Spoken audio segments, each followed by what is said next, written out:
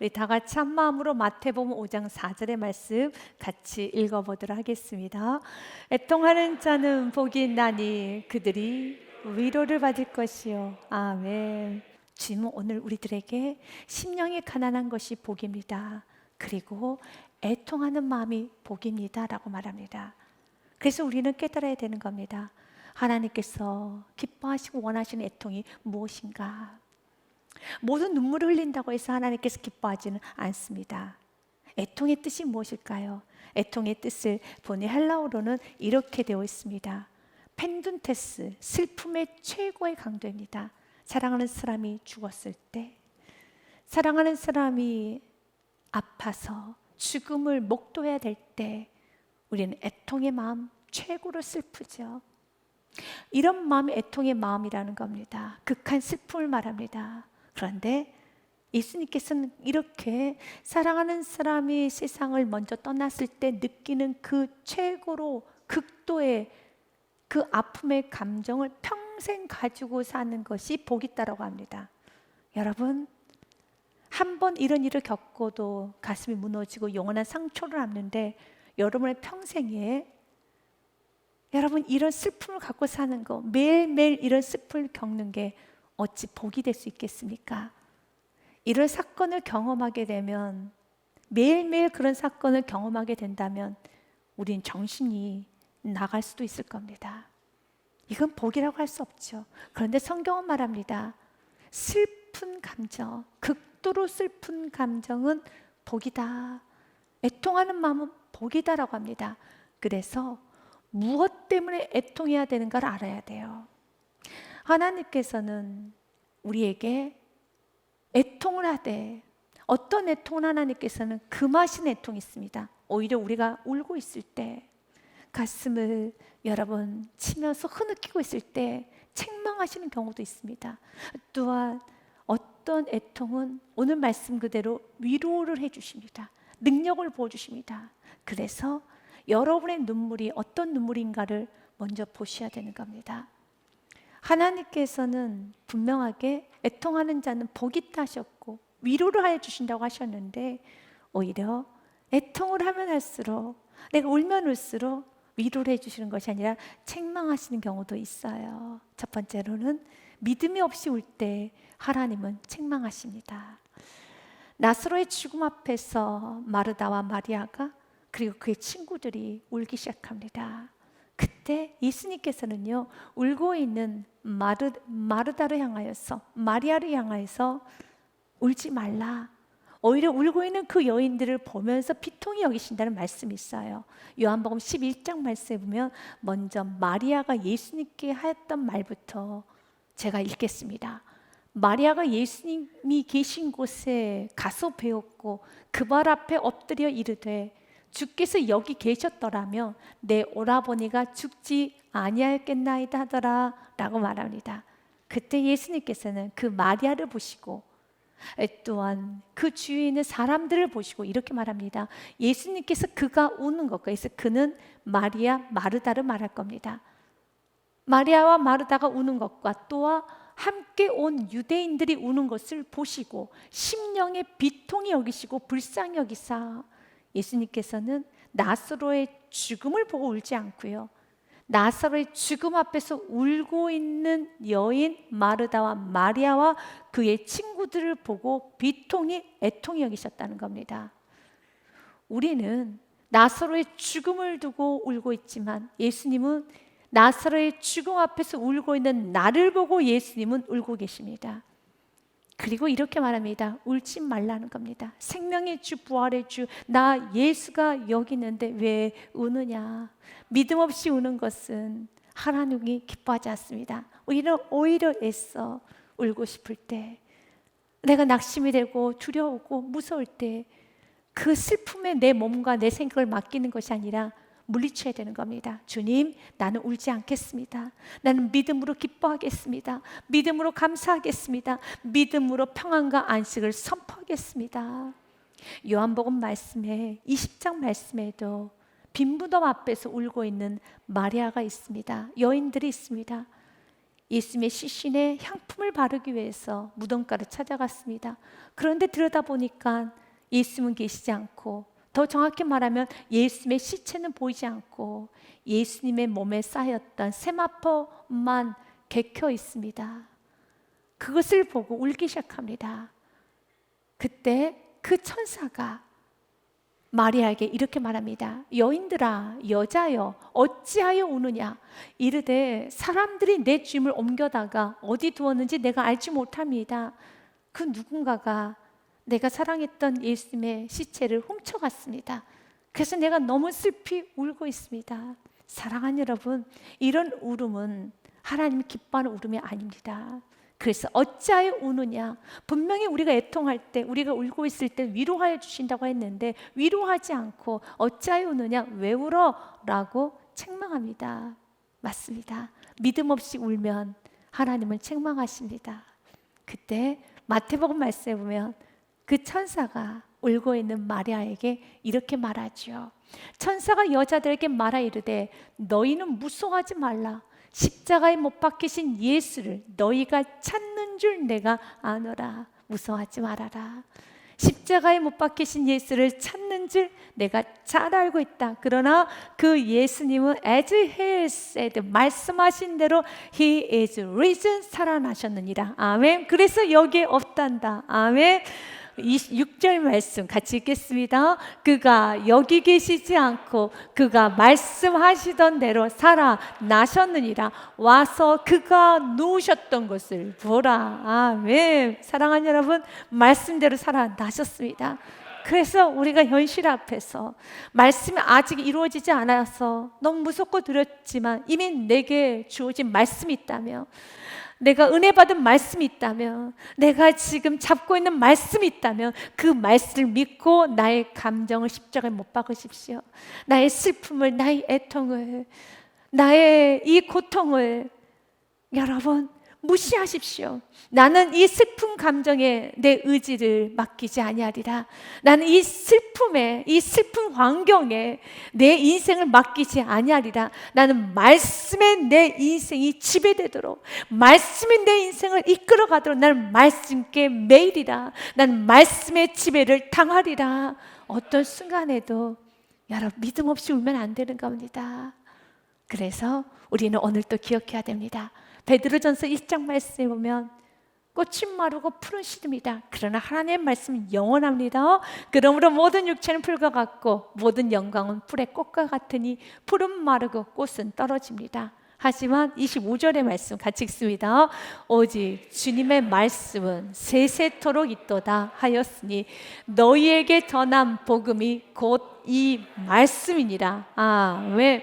말씀은 영원합니다. 말씀은 반드시 성취되는 것입니다.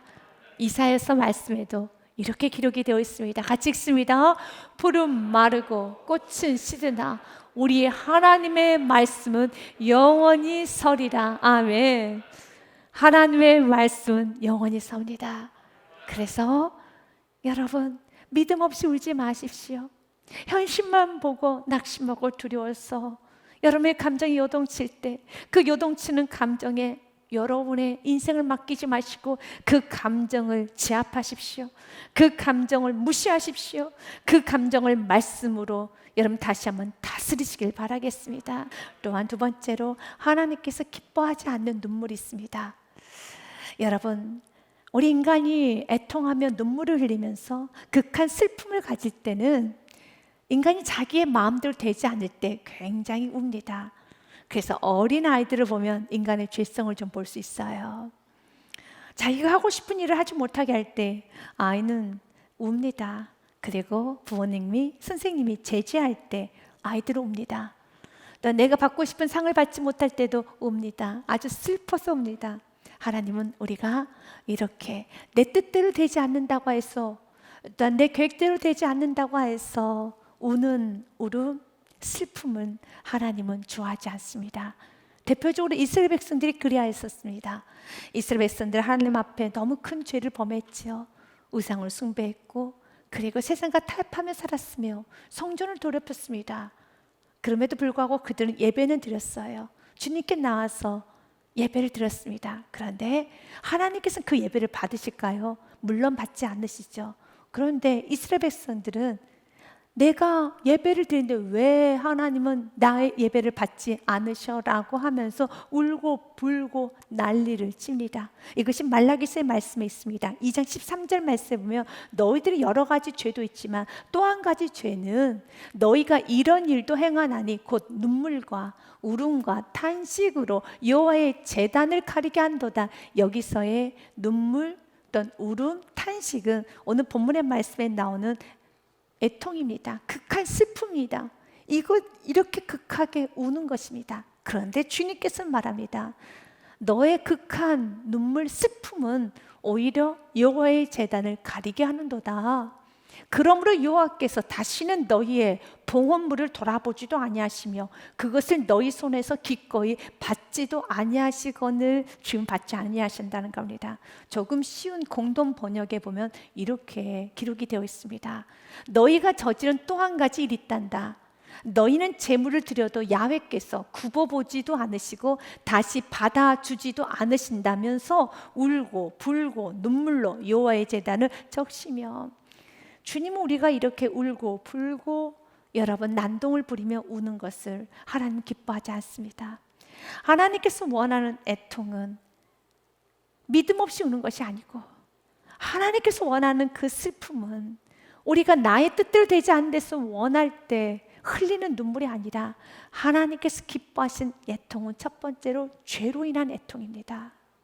나의 죄로 인해서 애통하기 원합니다. 하나님은 그 애통을 참 기뻐하셔요. 야고보서 말씀에 보면 주님 우리에게 이렇게 말합니다. 슬퍼하며 애통하며 울지어다. 너희 웃음을 애통으로 너희 즐거움을 근심으로 바꿀지어다. 그럴 때 10절 말씀에 주 앞에서 낮추라. 그리하면 주께서 너희를 높이시리라. 주님은 우리가 죄 때문에 애통하기 원합니다. 죄를 지으셨으니까 애통하며 울며 회개하셔야 됩니다. 죄를 짓고 난 후에도 회개하지 않는다면, 애통하지 않는다면, 눈물을 흘리지 않는다면 안 되는 것입니다. 그런데 여러분도 잘 알 겁니다. 인간은 죄를 깨닫지를 못해요. 죄를 짓고 나서도 하나님 말씀에 비침이 없으면 죄에 대한 애통함이 없습니다. 다윗이 그랬습니다. 다윗이 죄를 짓고 난 후에도 애통할 줄 몰랐습니다. 그러나 다윗이 나단 선지자를 통하여서 말씀을 통하여서 환하게 빛을 받았어요. 내가 얼마나 큰 죄를 범했는지, 내가 얼마나 큰 음란한 죄를 범했는지를 깨닫게 되었습니다. 그리고 난 후에 그가 애통하며 울기 시작합니다. 시편 6편 말씀에 보면 침상이 젖을 때까지 웁니다. 내가 탄식함으로 피곤하여 밤마다 눈물로 내 침상을 띄우며 내 요를 적시나이다. 하나님은 우리가 이렇게 애통하면은 하나님은 위로하여 주세요. 그 위로는 구원입니다. 죄에서 자유케 하여 주시고 그 죄를 사하여 주시는 것입니다. 그리고 그럼에도 불구하고 난 널 사랑한다라고 안아주십니다. 시편의 34편의 말씀 그대로입니다. 여호와는 마음이 상한 자를 가까이 하시고 중심으로 통회하는 자를 구원하신도다. 죄가 있을 때 애통하십시오. 눈물 흘리고 회개하십시오. 그 일을 위해서 날마다 죄에 대한 비침이 있어야 됩니다. 환하게 햇빛이 비칠 때 내 눈에 보이지 않았던 먼지가 다 보이는 것처럼 날마다 말씀에 비침이 있어야지만 내 속에 있는 먼지가, 내 속에 있는 죄가 여러분 드러나고 그 죄를 알게 되는 것입니다. 이렇게 다윗과 같이 실제적으로 죄를 범했을 때도 우리가 애통해야 되지만 사도 바울처럼 오늘도 복음을 전하고 오늘도 주님의 뜻 가운데 살고 있지만 여전히 내 속에는 정욕이 있고 내 속에는 이기심이 있고 내 속에는 세상과 타협하고 싶은 욕구가 있고 이 썩어질 육체를 여전히 사랑하며 예수 그리스도를 위해서 살아야 되는데 나를 위해서 살아가는 여러 가지 모습들이 발견하는 그 모습을 보면서 애통해야 되는 겁니다. 로마서 7장 말씀에 보면 사도 바울은 애통합니다. 주님, 내 속에 또 다른 법이 있다는 걸 깨닫게 되었습니다. 내가 한 법을 깨달았노니 곧 선을 행하기 원하는 나에게 악이 함께 있는 것이로다. 지금 사도 바울은 다윗과 같이 음란한 죄를 범하고 있는 건 아닙니다. 그럼에도 불구하고 자기 속에 또 다른 법, 특별히 악을 행하고자 하는 그 내 안에 악한 본성이 있다는 걸 깨닫습니다. 22절 말씀에 내 속사람으로 하나님의 법을 즐거워하되 그러나 내 지체 속에 한 다른 법이 내 마음의 법과 싸워 내 지체 속에 있는 주의 법으로 나를 사로잡는 것을 보도다. 그래서 24절 같이 읽습니다. 오라 나는 공고한 사람이로다. 이 사망의 몸에서 누가 나를 건져내랴. 내 안에 두 가지 법이 싸우고 있다는 겁니다. 하나님 뜻대로 살고 싶어 하지만 여전히 이기적으로 욕심적으로 세상적으로 살고 싶은 내 안에 죄성이 있어서 그것 때문에 날마다 애통하는 겁니다. 주님은 이렇게 애통할 때 위로해 주세요. 여러분도 애통해 보셔서 알 겁니다. 회개하시면 어떤 위로가 임하게 됩니까? 주님이 날 너무너무 사랑한다는 걸 깨닫게 되죠. 이렇게 지저분한 나를, 이렇게 욕심 많은 나를, 이렇게 은혜로 모르는 나를 여전히 사랑하시면서 나에게 기대하시고 내가 너 너무 사랑한단다. 난 너가 너무너무 좋단다. 바로 내 안에 계신 성령님께서 나를 위로해 주십니다. 여기서 위로라는 그 단어의 뜻은 파라클레오라고 됐습니다. 보혜사 성령님이라고 그 사용할 때 쓰였던 단어 파라클레토스와 동일한 의미를 갖고 있습니다. 위로, 성령님의 위로입니다. 성령님은 진리의 영이십니다. 말씀의 영이십니다. 그래서 내가 회개하기 시작할 때 수많은 말씀이 나에게 사랑으로 다가옵니다. 내가 말씀을 들을 때마다 책망으로 느껴지는 것이 아니라 때로는 책망도 사랑으로, 책망도 주님을 나를 향한 기대로 다가와서 모든 말씀이 나에게 위로가 되는 거예요. 내가 외통하기 시작할 때 주님 내 안에 여전히 정말 무서운 죄가 도사리고 있습니다. 내 안에 무서운 이기심이 있습니다. 교만이 있습니다. 나도 어쩔 줄 모르는 교만이 있어요. 주님 도와주세요 하면서 날마다 주에 대해서 애통하기 시작할 때 모든 말씀은 위로로 다가옵니다. 그리고 여러분 주에 대한 애통은 에스겔서 말씀해 보니 죄의 가리움의 축복을 받습니다. 심판에서 죄가 됩니다. 에스겔서 9장 말씀해 보니 이마에 표가 있어야 된단다. 이 표가 없는 자는 다 심판 죽임을 당할 것이지만 이마에 표가 있는 자는 그 심판 죽음에서 건진받을 것이다 라는 말씀을 합니다. 여호와께서 이르시되 너는 예루살렘 성읍 중에 순행하여 그 가운데서 행하는 모든 가증한 일로 말미암아 탄식하며 우는 자, 애통하는 자의 이마에 표를 그리라, 표시를 해라. 그러면 그 표가 있는 자는 나는 구원하여 줄 것이다. 5절 말씀에 보면 그들에 대하여 내 귀에 이르시되 너희는 그들 따라 성읍 중에 다니며 불쌍히도 여기지 말고 긍휼을 베풀지도 말고 쳐서 늙은 자, 젊은 자, 처녀, 어린이, 여자는 다 죽이되 이마에 표가 있는 자에게는 가까이 하지 말라.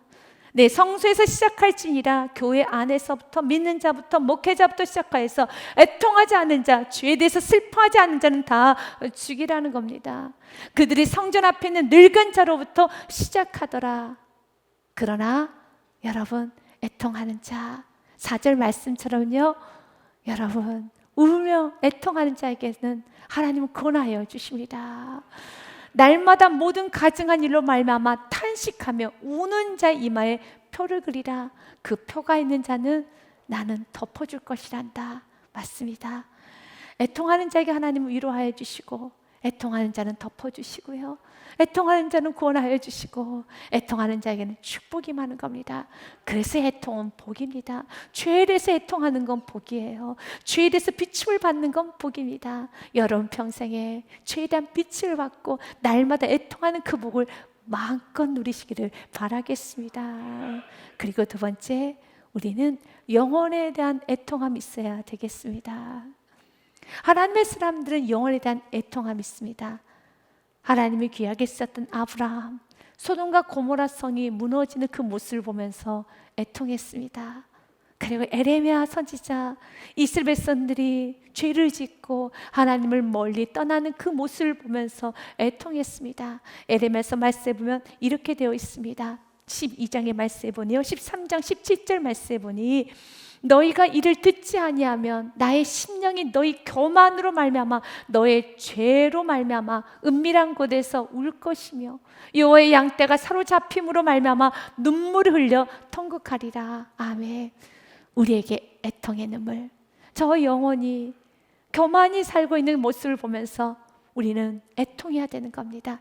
여기서의 애통이라는 것은 사랑하는 사람이 세상을 떠날 때 느끼는 극한 감정이죠. 우리가 영원히 지옥 문 앞에 서 있는 그 모습을 보면서 극한 애통을 가져야 돼요. 주님, 나에게 이복 허락하여 주옵소서. 히브리서 말씀 보면 우리 예수님이 애통하셨습니다. 완전하신 예수님, 부족한 것이 없으신 예수님께서 왜 애통하셨을까요? 그는 육체에 계실 때 자기를 죽음에서 능히 구원하실 이에게 심한 통곡과 눈물로 간구와 손을 올렸고 그의 경건하심으로 말미암아 들으심을 얻었느니라. 심한 통곡과 눈물로 간구와 손을 올렸다고 합니다. 누구 때문에요? 저와 여러분의 구원을 위하여서. 그래서 예수님께서 십자가 위에서 하셨던 첫 번째 말씀, 가상 1원의 말씀은 주여 저들이 죄를 알지 못해서 죄를 짓습니다. 용서하여 주시옵소서. 아버지, 저들을 사하여 주옵소서. 자기들이 하는 것을 알지 못하나이다. 용서를 선포했습니다. 그렇습니다. 우리가 흘려야 되는 애통의 눈물은 영혼에 대한 애통의 눈물이라는 것입니다. 세 번째로 우리가 또 울어야 되는 애통은 자신의 무능함 때문에 많이 우십시오. 하나님의 은혜는 많이 받았습니다. 내가 이 땅에 살아야 될 많은 사명은 있습니다. 감당해야 될 것 많이 있습니다. 그런데 주님, 나는 한없이 부족하네요. 나는 한없이 모자르네요. 자신의 부족함을 알고 자신의 모자람을 알고 많이 우십시오. 그래서 애통의 복은 첫 번째 복, 심령이 가난해지고 나면 애통해질 수 있어요. 나는 아무것도 할 수 없습니다. 나는 참 무능합니다. 심령이 가난해지고 나면 애통하십시오. 주님께 구하시기 바라겠습니다. 그러면 위로하여 주십니다. 위로라는 그 뜻이 여러분 헬라어에 보면 파라클레오라고 되어 있잖아요. 그 파라클레오라는 것은 보혜사 성령님의 뜻을 갖고 있는 파라클레토스입니다. 우리가 애통하기 시작할 때 내 안에 계신 성령님은 나의 연약함을 도와주십니다. 로마서 8장 말씀에 보면 성령님은 우리의 연약함을 도우신다고 말씀하셨습니다. 그리고 우리가 마땅히 기도할 바를 알지 못할 때 우리가 무슨 말을 해야 될지 모르고 어떻게 자녀를 키워야 될지도 모르고 받은 은혜는 많지만 어떻게 그 은혜를 갚아야 될지도 모르고 우리가 여러분 살아가고 있을 때 성령님이 말할 수 없는 탄식으로 우리를 위하여 친히 간구하여 주십니다. 도와주시는 분이십니다. 그런데 우리를 도와주시는 그 성령님은 어떤 분인 줄 아십니까? 이사야서 11장 말씀에 보면 그분은 지혜의 영이십니다. 총명의 영이십니다. 능력의 영이십니다. 그분께서 나를 도와주셔서 그분의 지혜가 나의 지혜가 되고 그분의 총명이 나의 총명이 되고 그분의 능력이 나의 능력이 된다는 겁니다. 이렇게 애통하기 시작할 때 성령님께서 여러분을 도와주세요. 이사야서 11장 2절의 말씀 같이 읽습니다. 그의 위에 여호와의 영 곧 지혜와 총명의 영이요 모략과 재능의 영이요 지식과 여호와를 경외하는 영이 강림하시리니. 아멘.